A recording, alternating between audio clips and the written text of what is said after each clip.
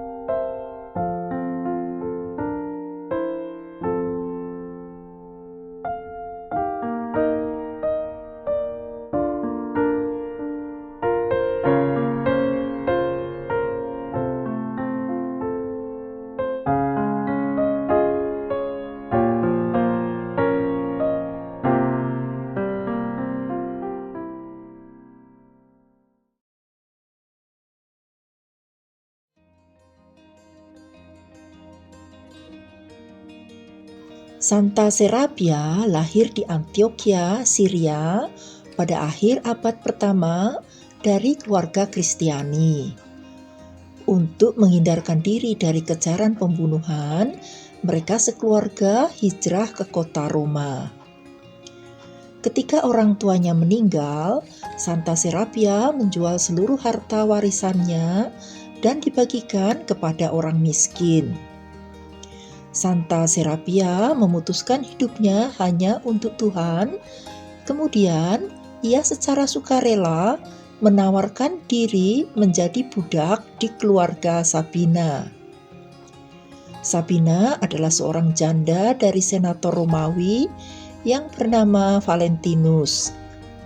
Melihat ketekunan dan sifat murah hati Santa Serapia, Sabina menjadi tertarik untuk menjadi pengikut Kristus dan mulai mendukung gerakan kekristenan yang dipelopori oleh Santa Serapia.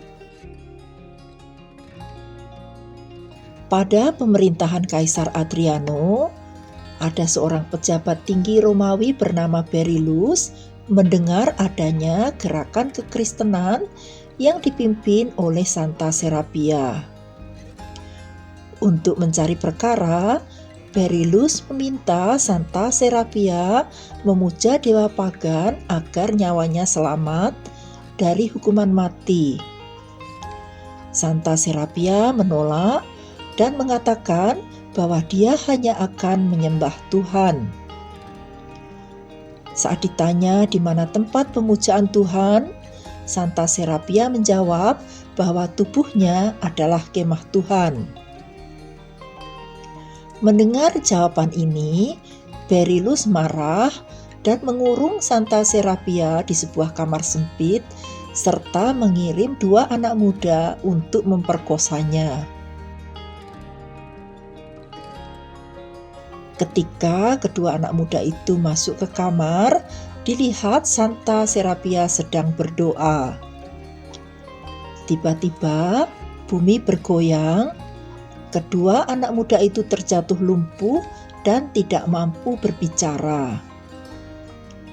Mengetahui hal ini, Beryllus menjadi semakin marah dan mengatakan, bila Tuhan yang diyakini memiliki kuasa besar, Santa Serapia diminta untuk menyembuhkan kedua anak muda itu. Doa terjawab, kedua anak muda itu sembuh. Bukannya menjadi percaya, Beryllus sebaliknya semakin meradang dan menuduh Santa Serapia sebagai seorang ahli sihir.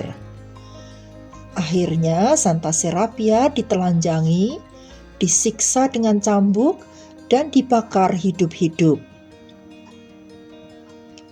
Karena tidak tampak menderita saat disiksa, Akhirnya Santa Serapia dipenggal kepalanya dan wafat pada sekitar tahun 126.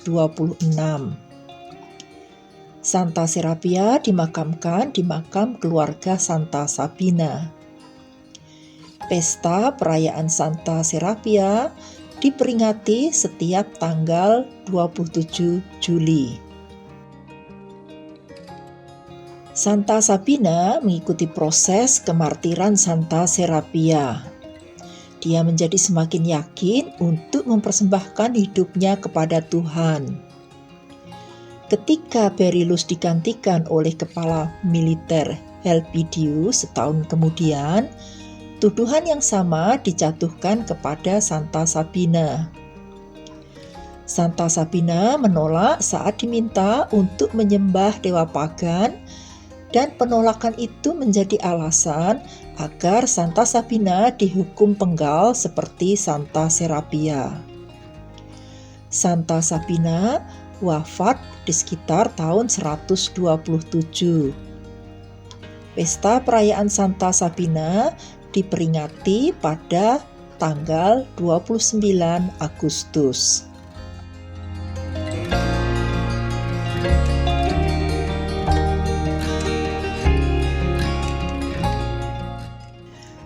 Saat ini kita sudah berada di pusat kota Roma yang dikenal sebagai Bukit Aventino.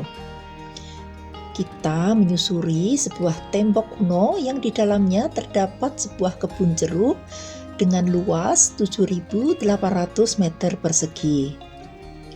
Semula kebun ini adalah milik dari keluarga bangsawan Romawi yang bernama Savelli. Baru pada tahun 1932, kebun ini diubah menjadi taman umum untuk publik yang bisa dikunjungi. Dari sini kita bisa melihat Cupola San Pietro atau kupola dari Basilika Santo Petrus. Bisa kita lihat ada banyak pohon jeruk yang saat ini sayangnya tidak sedang berbuah. Oleh karena itu, taman ini selain dikenal sebagai Parco Savello atau taman dari keluarga Savelli, sekarang dikenal juga sebagai Giardino degli Aranci atau Taman Pohon Jeruk. Pohon jeruk memiliki relasi unik dengan Santo Dominicus Guzman. Menurut kisahnya, Santo Dominicus Guzman pada tahun 1220 dari Spanyol membawa bibit jeruk untuk ditanam di dalam taman biara. Dan sampai sekarang, setelah lebih dari 800 tahun lamanya, tanaman itu masih hidup dan tetap berbuah.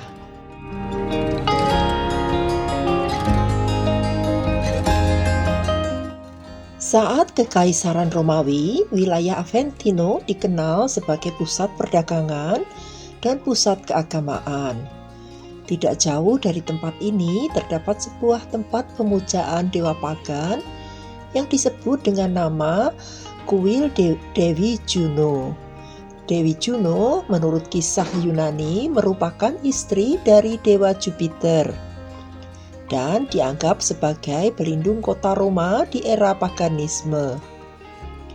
Setelah era paganisme berakhir, pilar-pilar dari kuil tersebut digunakan untuk membangun gereja.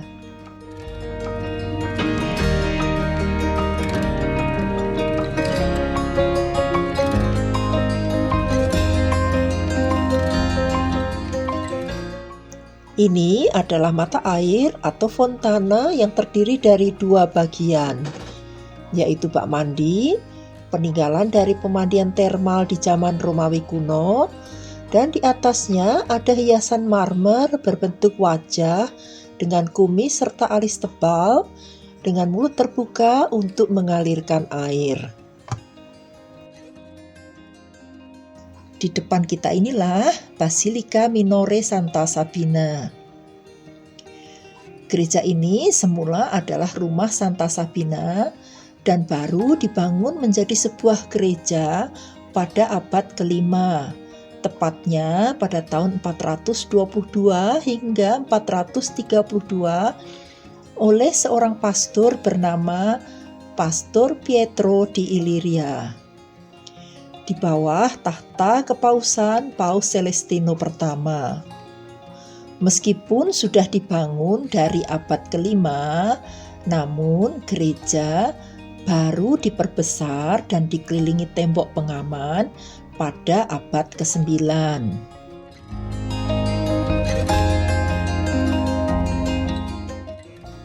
Kemudian pada abad ke-13, tepatnya pada tahun 1219, oleh Paus Honorius ketiga, basilika ini dipercayakan kepada Santo Dominikus Guzman dan para pendiri Ordo Pengkhotbah untuk dikelola dan kemudian dijadikan rumah induk dari ordo ini. Ini adalah lukisan yang mengisahkan suatu mukjizat pintu biara dibukakan oleh seorang malaikat di tengah malam saat Santo Dominikus dan kedua temannya kembali dari suatu pertemuan.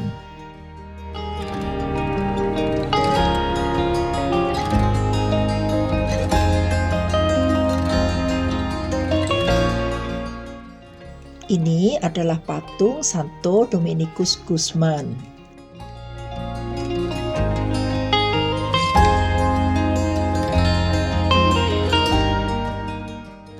Mari kita masuk ke dalam gereja.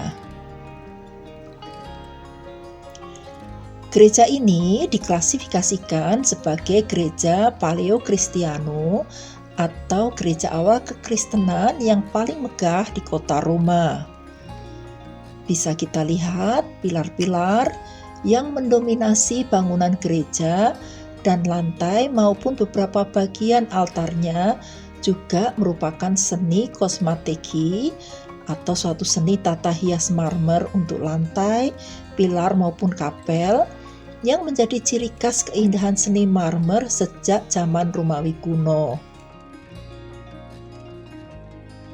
Pilar ini adalah pilar yang diyakini menjadi tempat pemujaan Dewi Juno, istri Dewa Jupiter, dan di bawah bisa kita lihat bangunan arkeologis yang menjadi peninggalan kekaisaran Romawi kuno.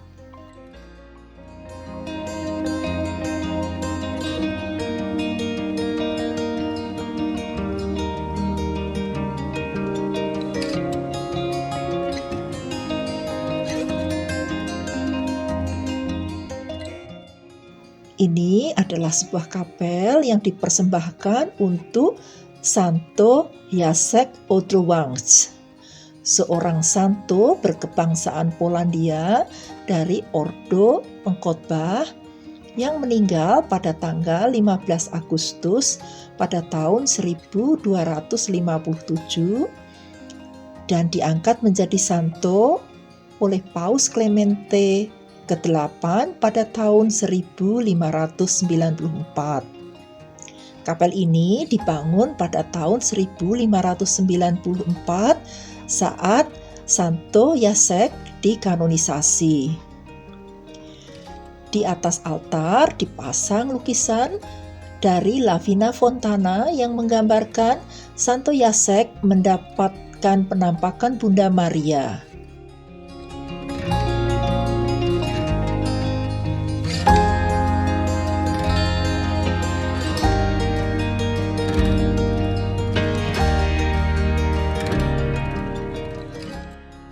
Di atas ini adalah lukisan dari Federico Zuccari yang menggambarkan kemenangan dari Santo Jacek Odrowangz.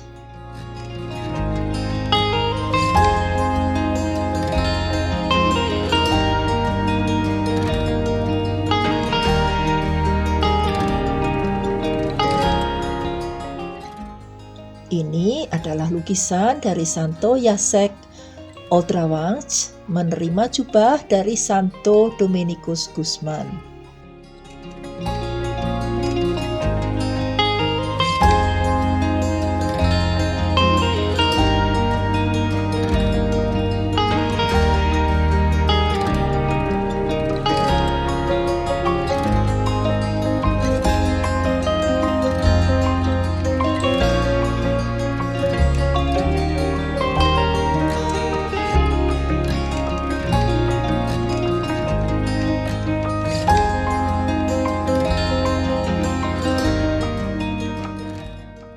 Di balik altar ini terdapat tempat penampungan air, dan bisa kita lihat ada anak tangga yang membawa kebagian arkeologi dari peninggalan Romawi kuno pada waktu masih menjadi rumah Santa Sabina.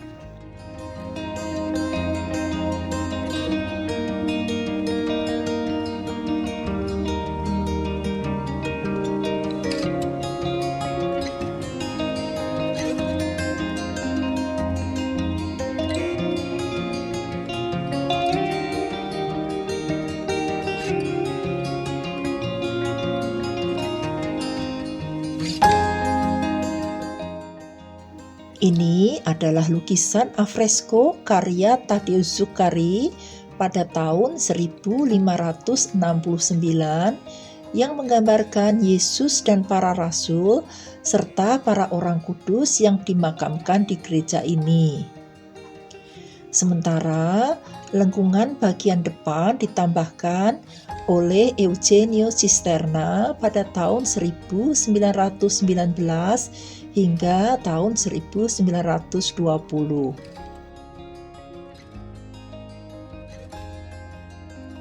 Di bawah altar inilah diletakkan relikwi Santa Serapia dan Santa Sabina serta beberapa martir lainnya. Bagian tengah ini dinamakan Schola Cantorum atau disebut juga sebagai tempat latihan kur untuk pelayanan ibadah. Meskipun dibangun ulang pada tahun 1935, tetapi model yang digunakan tetap berpijak pada arsitektur awal kekristenan. Marilah kita hening sejenak, berdoa bersama Santa Serapia, Santa Sabina, dan para martir yang dimakamkan di tempat ini, agar kita bisa mengikuti keteladanan iman mereka.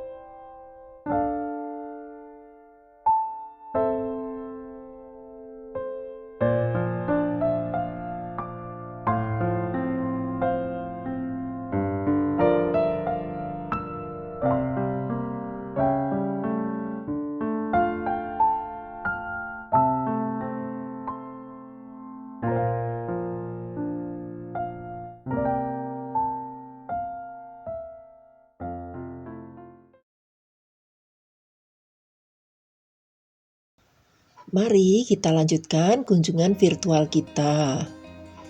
Kita lihat ada pilar-pilar dengan lengkungan yang dihiasi dekorasi marmer yang berwarna biru. Dekorasi marmer itu disebut sebagai seni opus sectile yang menjadi ciri seni awal kekristenan.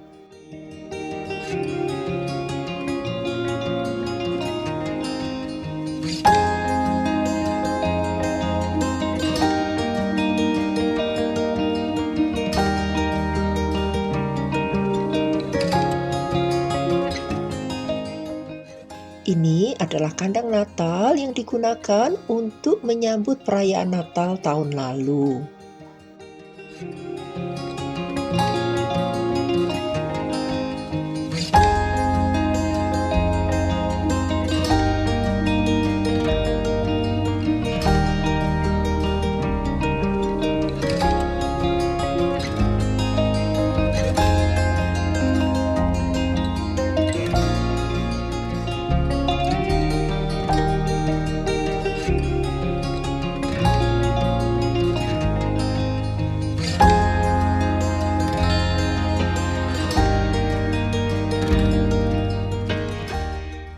Ini adalah lukisan mosaik yang menggambarkan dua santa pelindung gereja, yaitu Santa Sabina dan Santa Serapia. Masing-masing memegang kitab Perjanjian Lama dan kitab Perjanjian Baru. Di depan kita ini adalah sebuah makam dari Pastor Jenderal Dominikan yang wafat pada tahun 1300. Pastor Jenderal Dominikan tersebut bernama Pastor Munio de Zavora.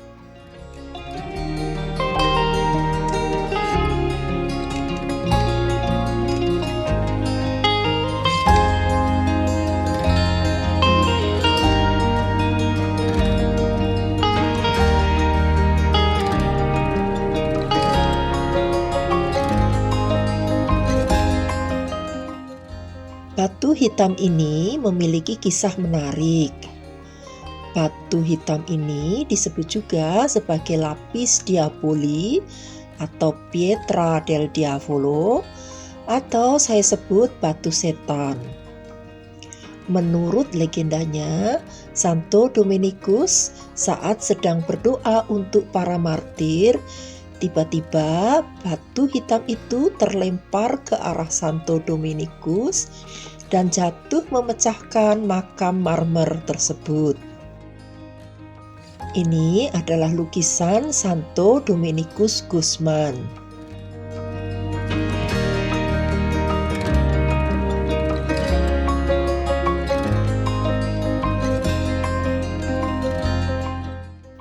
Ini adalah informasi tentang kisah perjalanan hidup Santo Dominikus Guzman yang lahir pada tahun 1170 di Calerueja, Spanyol, dan meninggal di tahun 1221 di Bolonya, Italia. Kebetulan tahun 2021 ini adalah tahun jubileum ke-800 bagi Santo Dominikus Guzman.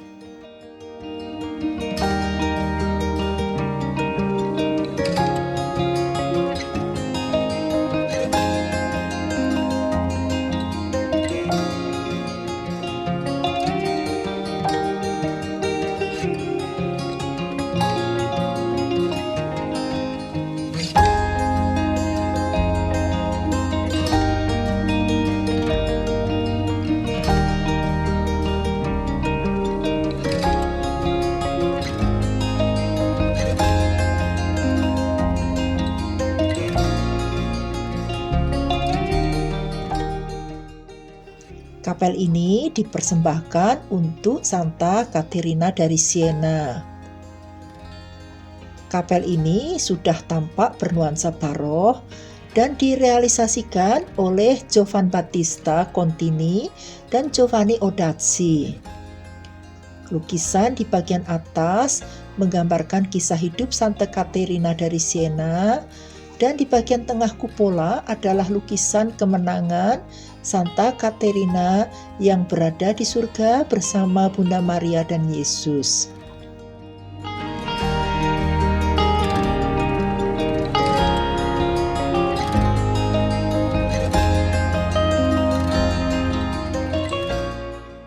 Di altar utama ada lukisan Giovan Battista Salvi yang dibuat pada tahun 1643 yang menggambarkan Bunda Maria Rosario bersama Santo Dominikus Guzman dan Santa Caterina dari Siena.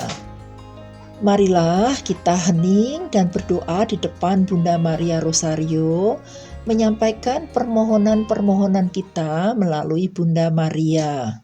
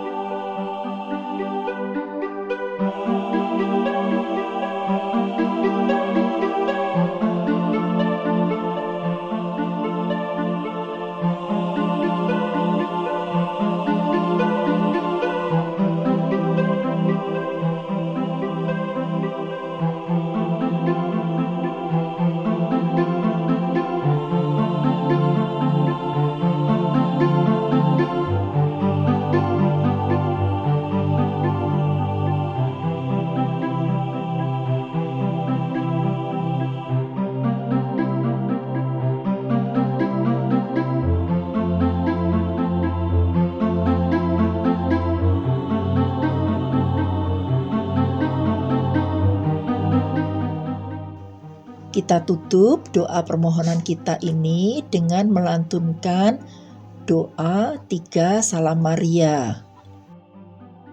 Salam Maria, penuh rahmat, Tuhan sertamu, terpujilah engkau di antara wanita, dan terpujilah buah tubuhmu Yesus. Santa Maria Bunda Allah, doakanlah kami yang berdosa ini, sekarang dan waktu kami mati. Amin. Salam Maria, penuh rahmat, Tuhan sertamu, terpujilah engkau di antara wanita, dan terpujilah buah tubuhmu Yesus.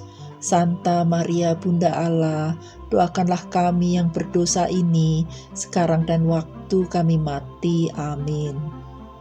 Salam Maria, penuh rahmat, Tuhan sertamu, terpujilah engkau di antara wanita, dan terpujilah buah tubuhmu Yesus.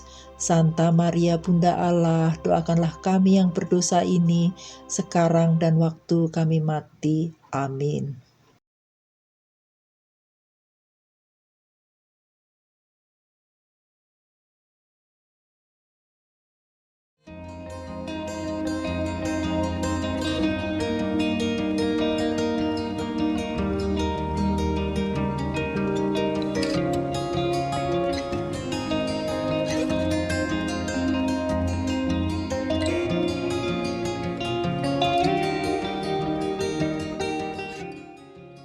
Sebelum mengakhiri kunjungan kita, ada satu bagian penting dari gereja ini, yaitu sebuah pintu ukir kayu antik yang menjadi ciri budaya kekristenan awal di Roma.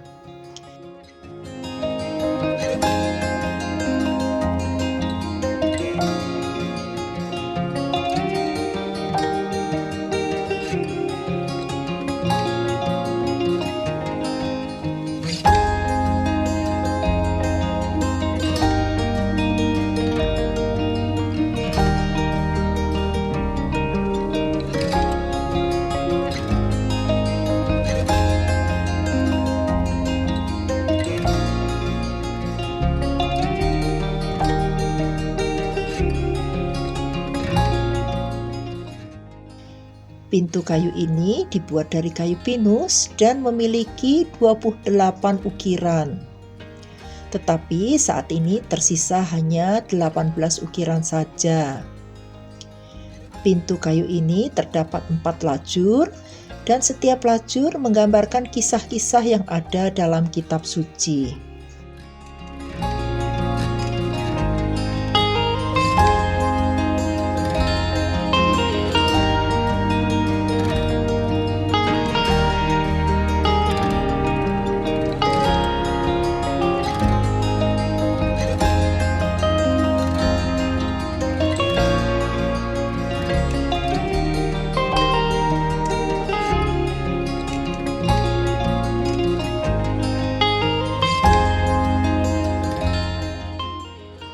Selesai sudah siaran virtual kita, marilah kita akhiri dengan doa penutup dan berkat pewartaan sukacita.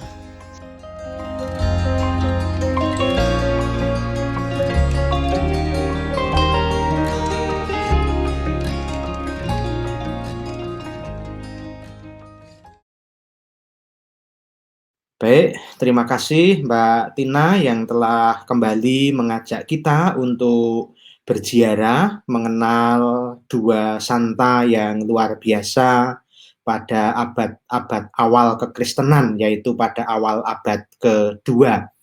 Bapak Ibu, saudara-saudari yang terkasih, para peserta ziarah virtual yang terberkati, kita baru saja diajak oleh Mbak Tina untuk mengenal lebih dekat Santa Serapia dan Santa Sabina.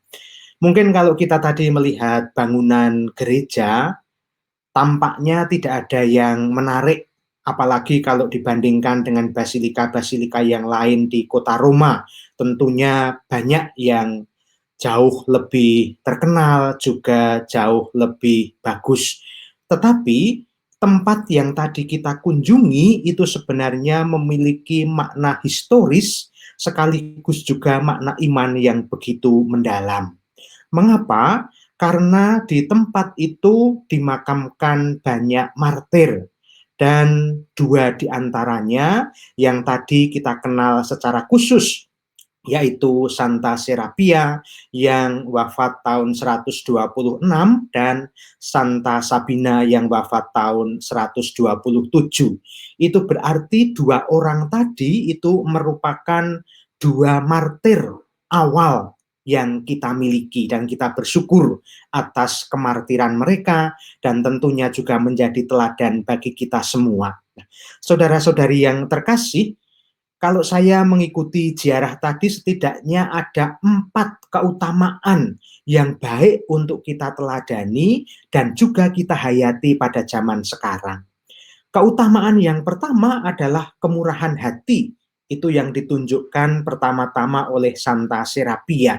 Bagaimana dia merelakan semua yang dia miliki untuk dibagikan bagi orang-orang miskin, bagi orang-orang yang membutuhkan.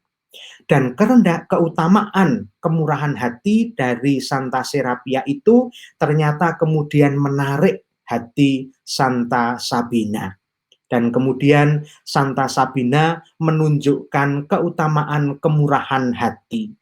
Mengapa saya katakan keutamaan kemurahan hati, kerendahan hati? Karena relasi mereka berdua, Santa Serapia itu adalah budaknya Santa Sabina dan Santa Sabina itu adalah tuannya. Tetapi mereka bisa membangun relasi yang sangat-sangat bagus. Karena kemurahan hati Santa Serapia itu yang kemudian menggerakkan Santa Sabina untuk dengan rendah hati menganggap dan memperlakukan budaknya, pembantunya sebagai seorang sahabat.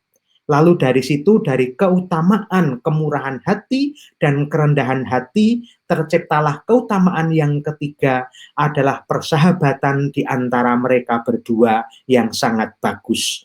Persahabatan mereka tidak lagi dibangun atas budak dan tuan, tetapi mereka sungguh-sungguh dua orang yang bersahabat karena disatukan dalam iman akan Yesus Kristus.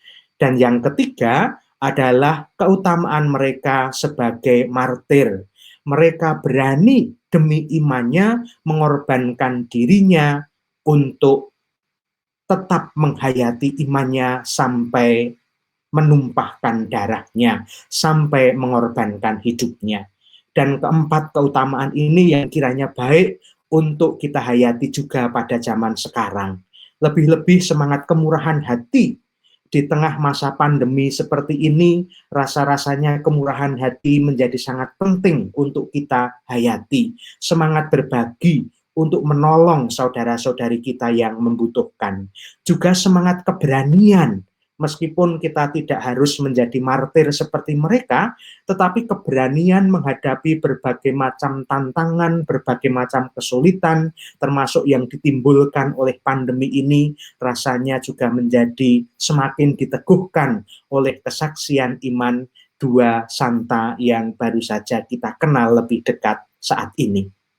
Nah, Bapak Ibu, saudara-saudariku yang terkasih, marilah kita bersama-sama berdoa kepada Tuhan dengan perantaraan kedua santa ini, agar kita semua juga semakin dibantu oleh rahmat Tuhan dan oleh doa-doa Santa Serapia dan Santa Sabina di dalam menghayati iman kita, lebih-lebih menghayati iman kita di tengah situasi saat ini yang boleh dikatakan masih belum aman, belum nyaman karena adanya pandemi virus corona ini.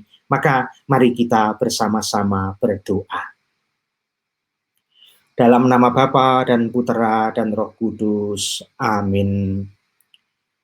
Allah Bapa yang Maha Pengasih dan Penyayang, kami bersyukur kepadamu karena Engkau menganugerahkan kepada kami Santa Serapia dan Santa Sabina, para martir yang sudah berani untuk mempersembahkan hidupnya demi iman kepadamu sejak awal-awal kekristenan. Kami sungguh bersyukur atas kesaksian mereka, atas kemurahan hati Santa Serapia yang merelakan seluruh miliknya untuk membantu banyak orang yang membutuhkan. Juga atas keteladanan Santa Sabina yang sungguh rendah hati di dalam memperlakukan orang lain. Juga kami bersyukur atas teladan persahabatan mereka yang sungguh-sungguh dijiwai dalam persahabatan dalam iman, dan lebih-lebih semangat kemartiran mereka di dalam menghadapi aneka macam kesulitan dan tantangan pada masa itu. Bahkan mereka berani untuk mempersembahkan hidup mereka kepadamu. Oleh karena itu ya Tuhan, semoga dengan teladan Santa Serapia dan Santa Sabina, kami juga diberi semangat untuk bermurah hati, diberi semangat untuk rendah hati, diberi semangat untuk berani menjalin persahabatan dengan siapapun, dan juga semangat untuk berani berkorban, tidak takut menghadapi aneka macam kesulitan dan tantangan. Lebih-lebih pada saat ini kami semua sedang berjuang untuk bertahan hidup dan juga bertahan dalam iman, pengharapan, dan kasih di tengah situasi pandemi virus corona. Kami percaya bahwa Engkau senantiasa melimpahkan rahmat, berkat, dan perlindungan-Mu kepada kami semua. Semoga atas teladan Santa Serapia dan Santa Sabina, kami tidak takut untuk menghadapi berbagai macam kesulitan, berbagai macam hambatan, berbagai macam hal yang dapat mengancam kehidupan kami. Namun semoga kami satu sama lain dapat menjalin dan membangun persahabatan untuk bersama-sama menghadapi segala macam persoalan dan kesulitan hidup ini. Secara khusus kami berdoa bagi saudara-saudari kami yang saat ini sedang menderita sakit apapun yang sedang dirasakan, yang sedang dialami, termasuk juga saudara-saudari kami yang menderita sakit akibat pandemi virus corona ini. Ya Tuhan, kiranya Engkau senantiasa hadir menyertai mereka. Engkau berkarya melalui para dokter dan para tenaga medis, juga melalui keluarga dan sanak saudara yang merawat mereka. Semoga melalui para dokter, para perawat, para tenaga medis, dan sanak keluarga yang merawat saudara-saudari kami yang sedang sakit sungguh-sungguh merasakan betapa besar kasih-Mu kepada mereka. Dan semoga mereka pun juga memiliki semangat untuk menerima rahmat dan anugerah kesembuhan dari-Mu. Kami juga berdoa bagi saudara-saudari kami yang masih berjuang untuk mendapatkan pekerjaan yang layak, untuk mendapatkan pekerjaan yang baik. untuk mempertahankan usaha yang sudah mereka jalani ataupun yang sedang mereka rintis. Semoga mereka yang masih mencari pekerjaan Kau limpahi berkat-Mu, agar dapat menemukan pekerjaan yang baik, sehingga melalui pekerjaan-pekerjaan mereka nantinya, mereka dapat mengabdi-Mu dan melayani sesama. Dan untuk saudara-saudari kami yang memiliki usaha, semoga Kau berkati usaha mereka, sehingga mendatangkan rahmat dan berkat, baik bagi mereka sendiri maupun juga bagi orang lain. Kami juga berdoa bagi saudara-saudari kami yang mengharapkan dari-Mu untuk dianugerahi jodoh dan juga dianugerahi keturunan. Jodoh dan keturunan adalah anugerah-Mu, maka perkenankanlah kami untuk mohon agar Engkau berkenan untuk memberikannya kepada saudara-saudari kami yang sungguh saat ini mengharapkan anugerah itu dari-Mu. Kami juga berdoa bagi saudara-saudari kami yang saat ini sedang menghadapi berbagai macam masalah dan persoalan, entah masalah-masalah pribadi, entah masalah-masalah di dalam keluarga mereka, entah masalah di tempat usaha dan pekerjaan mereka. Tolonglah mereka ya Tuhan, agar mereka Kau mampukan untuk mencari dan menemukan solusi-solusi yang baik bagi masalah-masalah yang sedang mereka hadapi, sehingga mereka dapat mengatasi masalah-masalah itu dengan baik dan dapat mengembangkan usaha mereka, dapat melanjutkan kehidupan keluarga mereka, dapat meningkatkan kualitas hidup pribadi mereka dengan baik. Ya Tuhan, kami juga berdoa bagi sanak saudari kami yang menderita karena korban bencana alam, banjir, tanah longsor, gunung meletus, gempa bumi, dan lain sebagainya. Tolonglah saudara-saudari kami ya Tuhan, agar mereka dapat bertahan dalam situasi yang sulit ini, dan semoga Engkau menggerakkan banyak orang untuk memberikan uluran tangan, memberikan bantuan kepada mereka. Juga kami berdoa bagi saudara-saudari kami yang menjadi korban kejahatan, lebih-lebih anak-anak muda dan saudara-saudari kami yang menjadi korban narkoba. Tolonglah dan jamahlah mereka ya Tuhan, agar mereka mampu untuk keluar, baik dengan usaha sendiri maupun dengan bantuan orang lain, keluar dari lingkaran yang membelenggunya, agar mereka mampu dengan pertolongan rahmat-Mu dapat memperbaiki hidup mereka. Juga kami berdoa secara khusus untuk perdamaian dunia, khususnya bagi bangsa kami Indonesia. Kami mohon kepadamu ya Tuhan, semoga bangsa kami, bangsa Indonesia, senantiasa Kau limpahi rahmat, agar kami mampu untuk senantiasa mengusahakan kedamaian. Kau jauhkan bangsa kami dari orang-orang yang berniat tidak baik untuk menghancurkan persatuan dan kesatuan serta perdamaian bangsa kami. Akhirnya ya Tuhan, kami berdoa secara khusus untuk tim dari Turisina yang senantiasa melayani kami semua di dalam berbagai macam program ziarah. Semoga Engkau senantiasa melimpahkan berkat-Mu kepada mereka, agar mereka tetap dapat melayani dengan baik, dan melalui pelayanan-pelayanan mereka, semakin banyak orang yang dibuat untuk menjadi lebih mengenal tempat-tempat ziarah, dan lebih dari itu, imannya juga semakin dikuatkan dan diteguhkan.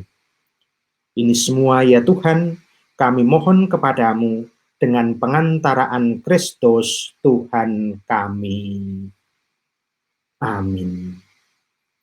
Saudara-saudari yang terkasih, sekarang mari kita siapkan hati kita untuk bersama-sama menerima berkat Tuhan. Tuhan bersamamu. Semoga saudara-saudari sekalian, siapapun yang kita doakan dan kita cintai, senantiasa dilimpahi oleh berkat Allah yang Maha Kuasa, Bapa dan Putra dan Roh Kudus. Amin.